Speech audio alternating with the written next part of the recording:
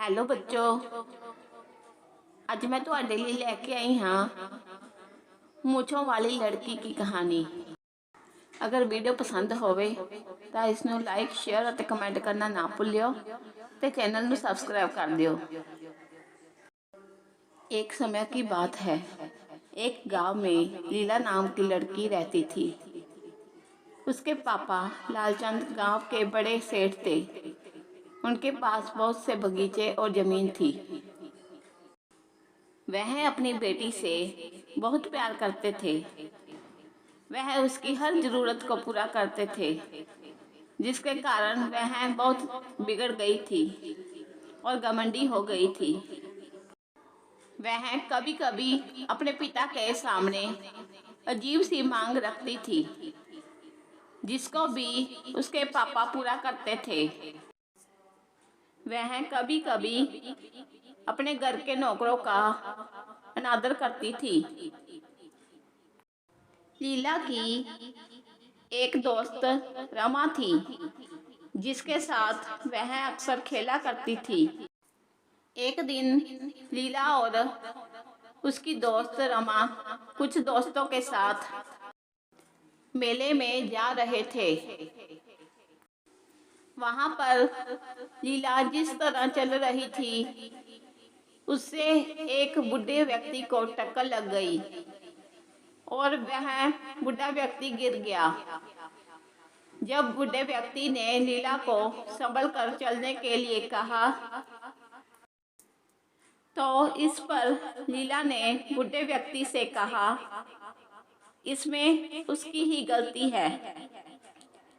कुछ देर मेले में घूमकर झूला झूलने के बाद वह मेले से आने लगे।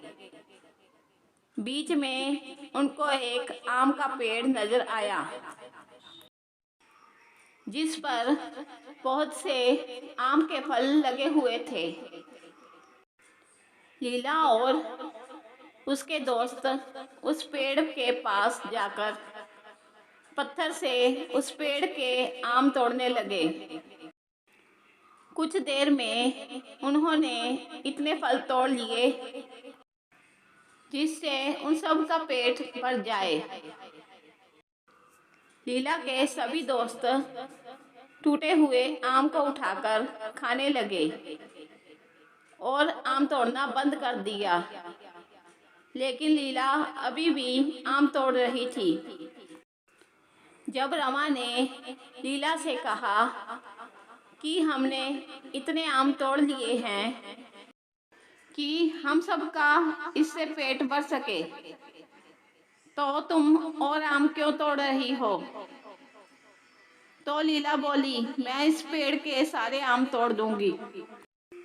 रमा और उसके दोस्त आम खाने में व्यस्त हो गए, लेकिन लीला आम तोड़ती रही। कुछ देर के अंदर बहुत सारे आम तोड़ने के बाद भी वह बाकी बचे आम तोड़ने में लगी रही। तभी वह आम का पेड़ बोल उठा, लीला तुम इतने फल क्यों तोड़ रही हो? जितने तुमने तोड़े हैं वह तुम्हारे लिए प्राप्त है।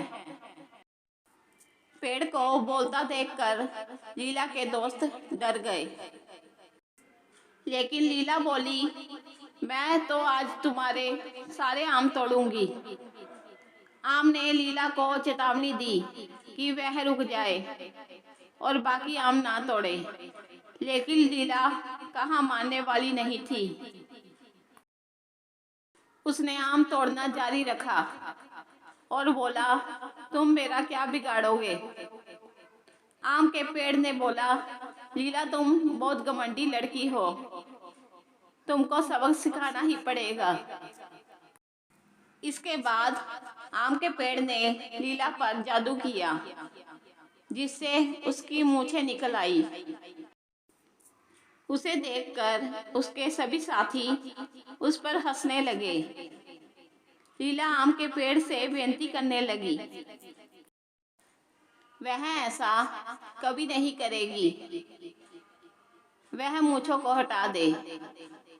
लेकिन आम के पेड़ बोला, पहले तुम घर जाकर अपने पिता को लेकर आओ। अगर वह मुझसे इसके लिए बोलेंगे तभी मैं तुम्हारी मूंछों को हटाऊंगा। यह सुनकर लीला चुनरी लपेटकर घर जाने लगी। मार्केट में जाने पर बहुत तेज हवा आई और उसकी चुनरी उड़ गई, जिससे सभी लोगों ने लीला की मूंछ को देख लिया और उसे मूंछों वाली लड़की कहकर हंसने लगे। लीला उन लोगों से पीछा छुड़ाकर अपने घर चली गई और अपने पापा से सारी बात बताई। उसके पिता लालचंद अपनी बेटी को परेशान देखकर लीला के साथ उस पेड़ के पास जाने के लिए चल पड़े। आम के पेड़ के पास जाकर लालचंद ने उससे अपनी बेटी की मूंछों को हटाने के लिए कहा। आम का पेड़ बोला, तुम अपनी बेटी की हर जरूरत को पूरा करते हो, जिससे वह घमंडी हो गई है और किसी की कोई बात नहीं मानती।